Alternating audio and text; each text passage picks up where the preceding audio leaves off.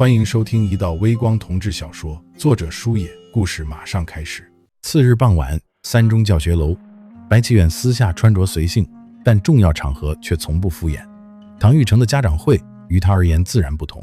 之前他在衣橱里找了又找，在镜子面前看了又看，最后来的时候穿的是一件衣料轻薄的浅色暗纹衬衫，搭配9分深色西裤。这次家长会持续了整整1个半小时。等会议结束，白启远随着家长们从教室里走出来，他温文尔雅的气质在熙攘的走廊里显得格外清隽。他想等一下班主任林清源跟他说几句话。家长的问题很多，林清源一时还脱不开身，白启远就站在窗户边上看着天上的月亮等他。今天是上弦月，真漂亮，要是现在能抽颗烟就好了。不知过了多少时间，林清源在他身后拍了一下他的肩膀。祈远，让你久等了。没事，我不着急。参加了这个家长会，才真切感觉到家长们都挺上心的，也都跟着自己的孩子一样紧张着呢。是啊，毕竟事关孩子前途。唐玉成这次期末考试虽然考了个第1名，但高考前咱们谁都不能掉以轻心。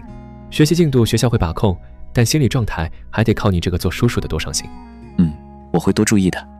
现在的孩子主意大，不好管，咱俩得打好配合。林清源压低了声音。还有个事，以咱们的关系，我也就不绕弯子了。最近玉成在学校挺火的，不少小姑娘盯着呢。这个早恋问题，你也要多注意。白启远微微一怔。是吗？这才多长时间啊？这个年纪的孩子难免憧憬那种情情爱爱的，咱们当年也是这么过来的。理解归理解，但现在他们高3了，胜负就在这1年上了，所以你就替他把好关吧。行，我心里有数了。白启远郑重地点了点头。等他回到家时，来到唐玉成房间门口，一侧的台灯把桌面照得晃眼，同时勾勒出唐玉成伏案的身影。他回过头。你吓我一跳，一点声音都没有。不好意思。没事，我去准备点水果，你吃吧。好，谢谢叔。白启远来到厨房，低头削起苹果，慢慢的，他的视线一点点涣散。唐玉成他虽然有时候他的心思有点难以琢磨，但是在学习和家里却从来没让我操过心。清源说得对，现在这个年纪的孩子主意大，刚刚可以独立于世的年纪，也可以理解。这爱情来的时候，可不分什么时候该来，什么时候不该来。万一他要是真喜欢上了谁，谈了恋爱，生生让他们分开，真的正确吗？如果他就是有这个能力，能有分寸地驾驭自己的感情和学习呢？不对，像我这个年纪的人也很难拍着胸脯说可以驾驭自己的感情和事业。哎呦！分神之际，锋利的刀刃划过指节，伤口不深，却瞬间阴出一滴饱满圆润的鲜红血珠。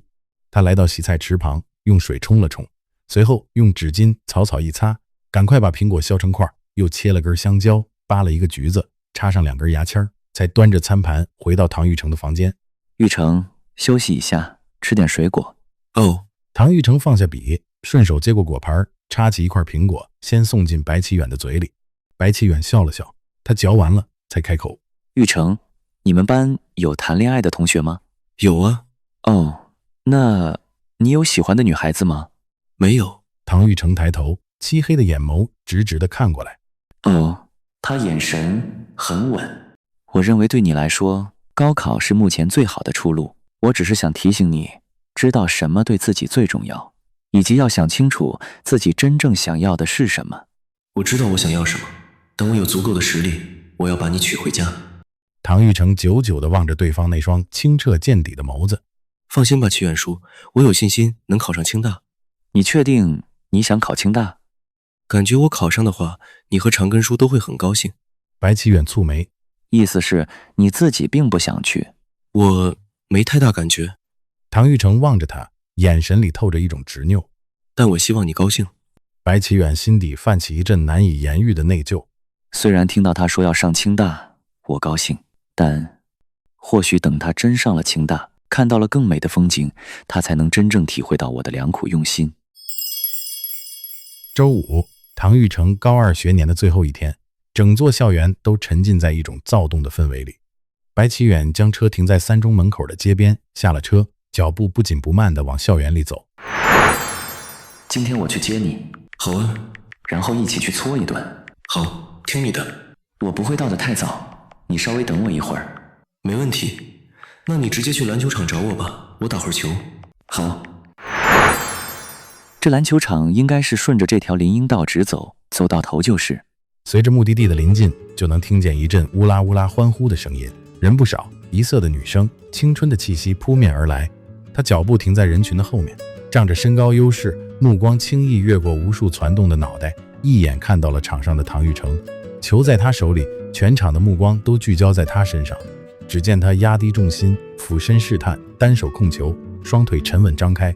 他表情自信，眼睛紧紧地盯着面前两个想要围堵他的对手，寻找着对方防线中稍纵即逝的破绽。在这博弈的静止瞬间，白启远清晰地看到细密的汗珠顺着唐玉成的脸廓滑下，在那锋利的下颌间汇聚滴落。他握球发力的手臂上，肌肉线条被拉扯得清晰而富有层次感。白启远站在风中，莫名生出一种与面前这群小女生共情的错觉。这样养眼的画面，谁不喜欢看呢？场上的激战还在继续，看着他们皮肤上渗出的薄汗在阳光下闪着细碎的光，那种在激烈对抗中展现出的沉稳与狠劲儿，正肆无忌惮地释放着雄性荷尔蒙。偶尔，唐玉成随手撩起球衣下摆擦脸，露出一截轮廓分明的腰腹，晶莹的汗珠被恣意挥洒。那种心无旁骛的专注，带着一种让人不敢招惹的野性，而这种距离感反而为他平添了几分神秘的魅力。队长吹响了哨子，休息时间到。唐玉成往场边走，白启远下意识抬脚想迎上去，手都举起来了，但面前的女生们已先行一步地围住了唐玉成。白启远挑了挑眉，又失笑地把脚收了回来。这小子来三中才几个月，这号召力竟已然恐怖如斯。我们玉成的魅力可以啊，也是一个刚刚成熟的果子，是果肉最新鲜最多汁的时候，谁不想握在手里咬上一口？他聪明上进，擅长运动，这种鲜活劲儿真好。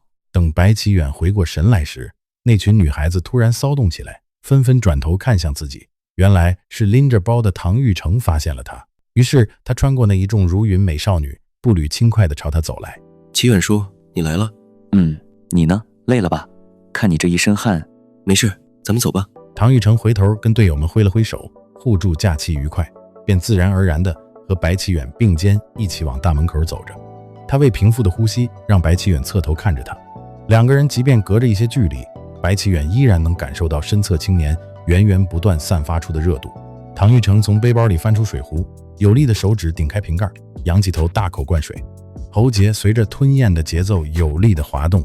白启远不由自主地被眼前的画面吸引，他的目光不偏不倚地落在一滴顽皮的汗珠上，他正从青年的太阳穴一路下滑，横穿过清朗的下颌线，顺着颈部肌肉纹理滚向锁骨，直至消失在湿透的领口里面。唐玉成喝完水，转过头看着他。齐远说：“你是不是也想喝水？”“啊，不，我不渴。”“哦，我真是疯了，刚才居然像那群小女生一样盯着他看成了花痴。”齐远说：“你脸怎么这么红？”唐玉成停下脚步，下意识抬起手，让自己的手背贴在白启远的额前。“好像没事。”唐玉成自言自语。白启远把他的手撩开。“我没事，臭小子，把你叔当小孩了。”“呵呵。”齐远说：“从年纪上来说，你当然不是孩子，但不得不说，有的时候吧。”“你想说什么？”“哎呀，算了，那些他孩子气的时刻，只要我一个人看到就够了。”“看吧，说不出来了吧？”白启远露出占了上风的表情。刚说完这就孩子气了，真是可爱。两个人来到车上坐好，系好安全带。虽然是放暑假，但其实对你们高三学生来说，一点也不是轻松的事情，反而压力更大了吧？